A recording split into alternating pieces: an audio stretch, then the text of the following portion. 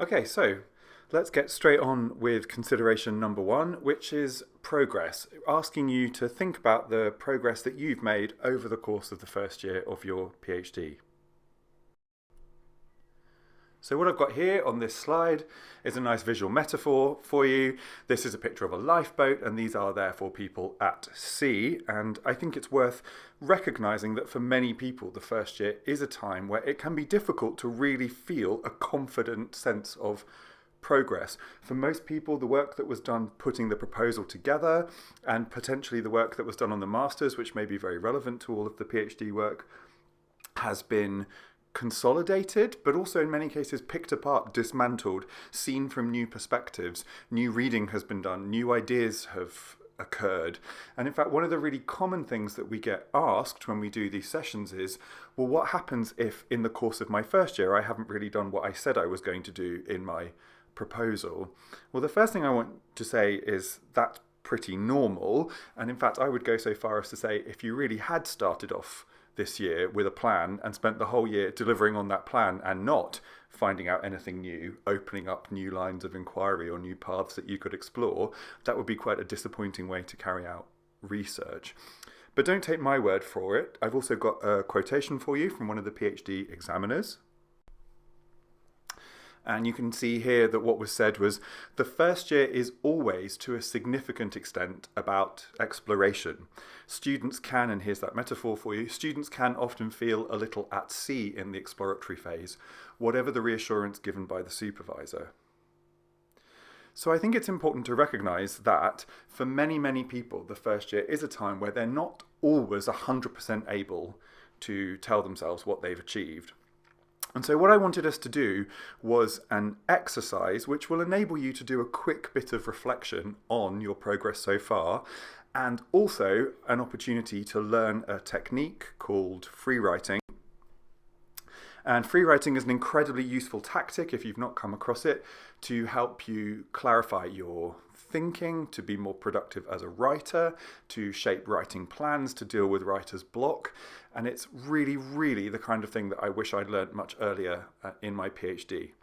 So I'm going to talk you through the exercise, and then afterwards we'll just take a few moments to reflect on how you might use that usefully in your writing of your PhD and your first year report. Free writing is a tactic, as I've said, that's used really commonly. It's taught on all sorts of writing programs. It gets used by professional writers, academic writers, creative writers. You'll find it all over the place. It's an incredibly useful thing to learn. Now, it is worth saying that free writing is often done best with a pen and paper. So those of you that are addicted to sitting at your computer typing might not be totally comfortable with this, but there is research that suggests that you access a different part of your brain function if you're prepared to do this with a pen and paper. So what is free writing? It is a little bit like stream of consciousness, which is to say the idea is that you keep writing, you keep the pen moving. And one of the underpinning ideas of free writing is that writing isn't reportage. It's not just the thing that happens at the end after you've had the ideas. Writing actually is cognition. The process of writing is adapting and shaping your thinking as you go. And it's incredibly helpful to be able to access that and to get bad writing or unclear writing out of your system by essentially further writing. So what you have to do is keep the pen on the page and just keep writing. Now, what that means is you might, for example, start writing to a prompt, and I'm going to give you some prompts to think about. You might start writing to a prompt, and you might write a few sentences or a few paragraphs, and you might start thinking to yourself, golly, I wonder what to say next.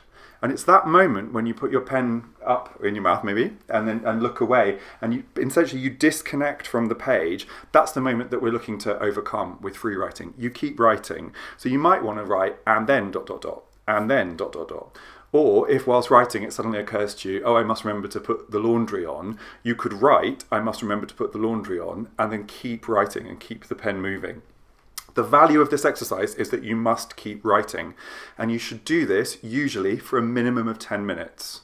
Some people do it for longer. Less than that probably isn't going to work as well as you need it to, but 10 minutes is a good thing to aim for. Set a timer. This is not an impressionistic 10 minutes, it's a real 10 minutes. So what prompts might you want to write to? Well, I think for the purposes of today's module, it would be good to use something related to the first year report, funnily enough. So you could choose to write to the prompt, how I feel about my progress so far is ... and then you just keep writing. Or you might want to focus that, and you'll have seen on the slide, you might want to focus that on, I've particularly worked on my corpus and I've focused this on blah, blah, blah, and you start writing about that. Or you start writing about your theoretical framework or your methodology. Or you could just start writing, how I'm feeling about my PhD today is. It doesn't necessarily matter enormously, because by keeping writing, you're engaging that part of your brain that is thinking and verbalizing and producing your ideas back to you in language, and that can be incredibly valuable. So what I think you should do using this module is you should choose which prompt you want. And like I say, if you don't have an obvious one that you want to go for, I would really encourage you to start writing, the progress I've made with my PhD this year has been ... and you just start writing, and you need to keep writing for 10 full minutes. And as I say, if you get stuck, don't go or just keep right and then, or I'm not sure what to write next, or I find this exercise puzzling. I should also say you can do this in whatever language you like. So many people find it easiest to do it in their native language, but actually as a tool to link to the written production that you have to do through the PhD, you might also find it's worth doing it in English, because that's the language you'll ultimately have to submit in. But the main goal is to practice 10 minutes of writing on a particular prompt. You will find that your thoughts feel as if they're wandering. Keep going, because they will bring you back to the task. So that's all I'm going to say about free writing at this point. I think the most useful thing would be for you to practice it, and I'm going to leave you with the prompt questions up on the slide. So 10 minutes, when you're ready, go. Okay, I hope you had a go at 10 minutes of free writing there. Now, obviously, I'd love to ask you how you found it, and hopefully we'll have an opportunity to gather feedback through drop-ins or one-to-ones in the coming term, so please look out for information about those. I have done this exercise with groups of first-year researchers many, many times, and I'm going to tell you what they often report back when we do it. The first one is they often realise they've made more progress than they thought they have. So narrating back to oneself all that one has been doing and thinking can often be an incredibly helpful reflective tool to remind you of all the work you've been doing and how your ideas have changed. The other thing that people often report is that they found it uncomfortable to begin with as a technique, the free writing, but they got into it and they realised how useful it is as a way to pull ideas out of you. It's actually a little bit like self-coaching. So we talk about coaching or mentoring, or even perhaps in a more therapeutic kind of context, the value of talking therapies, talking cures. This is a kind of self-talk. It's a way of helping you externalise slightly to yourself what your thoughts are and verbalising them. Before we move on, I wanted to just comment on some other ways in which you can use free writing to support you through the PhD.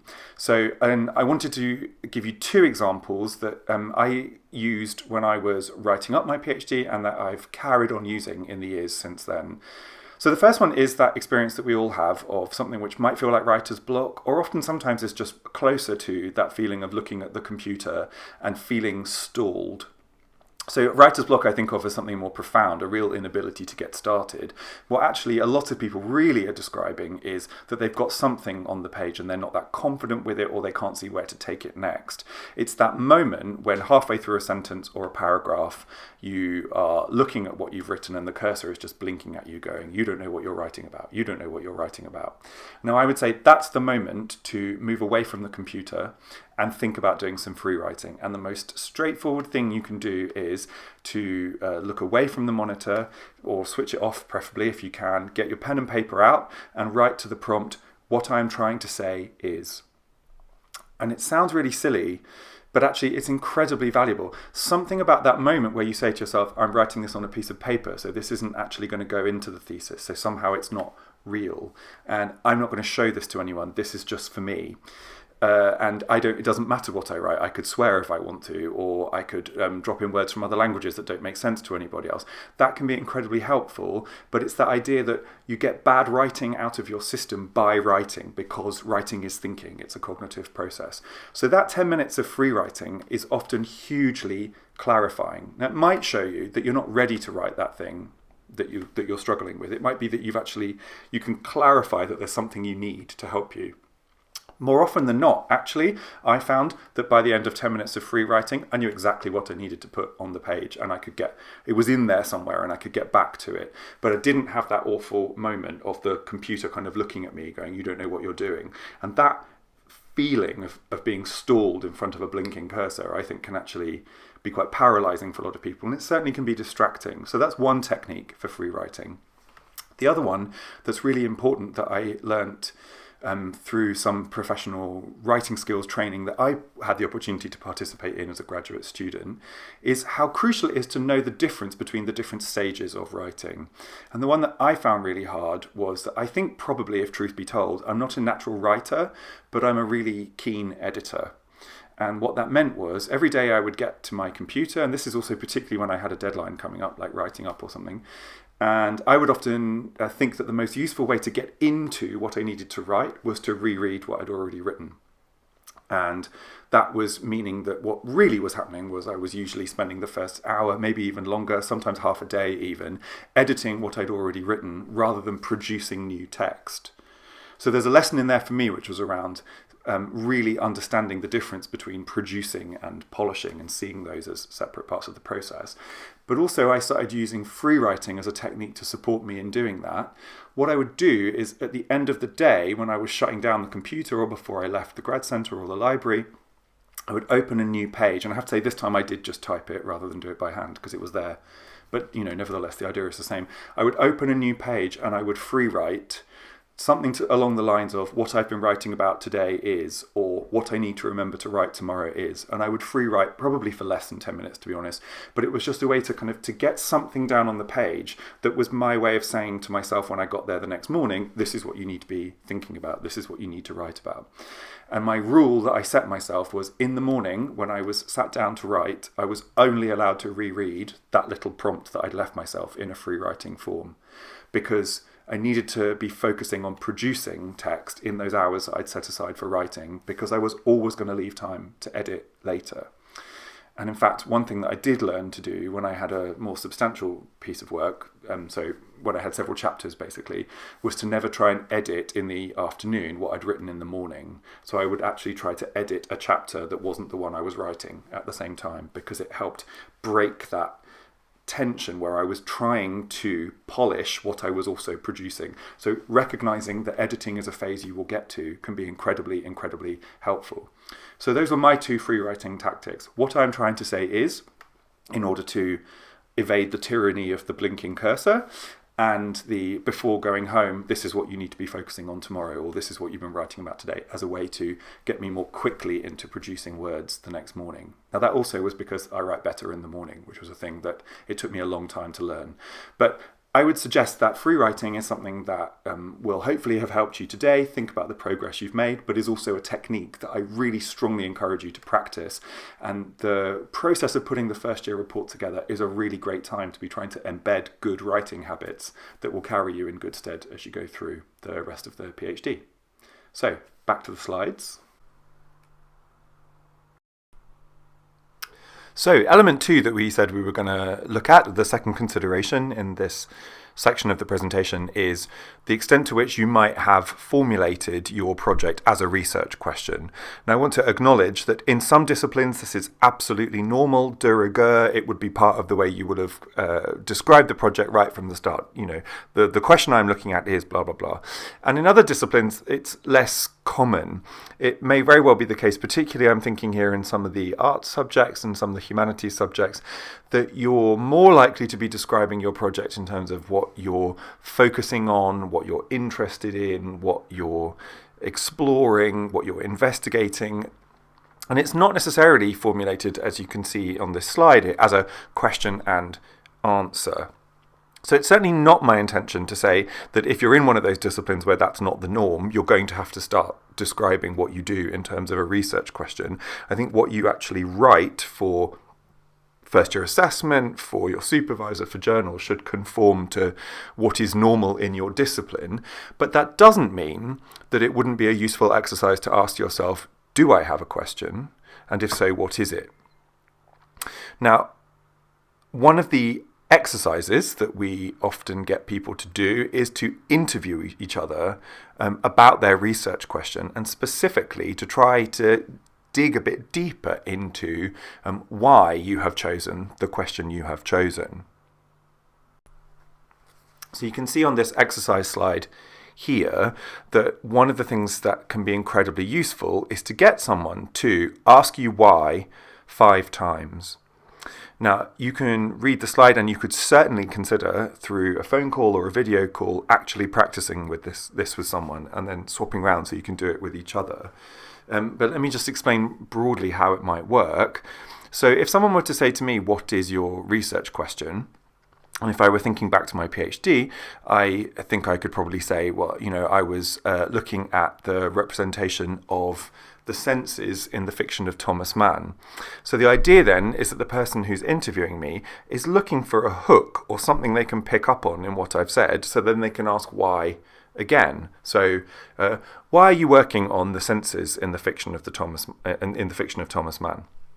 Well, I was writing about the senses because I wanted to make an argument specifically about the representation of the body and how I thought scholarship on Thomas Mann had been too fixated on death and disease, and we were overlooking something much more interesting that was happening in the text. So then you can ask why again. Why is it important to see beyond death and disease in the text? Okay, so I think it tells us something, and et cetera, and you can see how it would develop. And the idea is that you are expanding the spheres of influence here. So in other words, what I'm saying is the small group of Thomas Mann scholars out there in the world who were also interested in the body, in the particular novels I was writing about, probably would not need a huge amount of persuading that what I was doing was different, say. And then the next sphere of engagement would be other Thomas Mann scholars. So we might need a more encompassing kind of description of what the project is for. And then the next sphere of engagement is perhaps other scholars working on German literary modernism. So I need a slightly different description for them about why what I'm doing is important. But then there might also be another sphere of engagement, which is European literature and culture in the early 20th century. And what might I be saying that's of interest to them, and how could I conceptualize my research project as being potentially of interest that might have something to offer? And I think this thinking absolutely changes as we go through. I think it should. It proves that we're meeting new people, exchanging new ideas, building our understanding of who's out there. So it's a very much an iterative process, but it can be incredibly valuable just to ask you to take 2, 3, 4 steps back from the day-to-day nitty-gritty of the work, the to-do list, the articles you're reading, the sort of squirreling down to the detail and the absolute expertise on a granular level that you need to do a PhD. The first year review is another one of those opportunities when you can step back and start thinking about who more broadly am I engaging with. And it can also be really important to just think this through from the perspective of your examiners, your assessors for the first year report. It's not always the case that every department has more than one expert in a given field. And if there is only one expert in a given field, chances are they're probably already supervising or advising you. So they may not be able to be your examiner. And it would be a real mistake to go into that assessment for the first year review thinking that you're only in that narrow sphere of engagement, which is those handful of other people in the world who are as interested in the niche subtopic that you're working on within your field. So you may need to use this as a way also to step back and calibrate, where are my examiners coming from? When they're asking questions, which sphere of engagement are they in? So this is a really useful exercise, both to help clarify where your thinking is up to right now, and to test out different ways that you might describe the significance and impact of your work, which is certainly a thing that you're going to have to do more of as you progress through. And it might also be a useful tool to help you empathise with where your examiners are coming from. Now, as I've said, you could absolutely do this by finding someone to have the conversation with over Skype or over a phone call, or even doing it via email or chat or something. You can also do this through something like the free writing we've already discussed. You could basically work yourself through these questions sequentially and reflect on them. I'm going to say that in a workshop setting where I have a group of people captive in the room, they all always roll their eyes at the sound of this exercise and don't want to do it. And almost all afterwards will report that they saw the value of it, having been put on the spot, being in that awkward position where you have to come up with these answers. It probably is worth saying that as you go through the PhD, you're going to need to have answers to these big why kind of questions. So what is this all for? Who is going to find this interesting and useful? So I want us to just take a moment to think about positionality. And by that, what I really mean is your understanding of where you fit relative to who else is out there within your discipline and within your field and within the particular subfield that you might be operating in. So who are the people who are sympathetic to the kind of approach that you take, who share the kind of paradigms and the methodologies that you work with, and who are the skeptics? Who are the people that you might need to persuade or overcome, or perhaps even you might simply need to avoid and just look to publish in different journals and go to different conferences? And I wanted to just put this in the context of what one of the examiners had said. And I would suggest that that's not actually a very helpful description of what a PhD is, because it's too vague.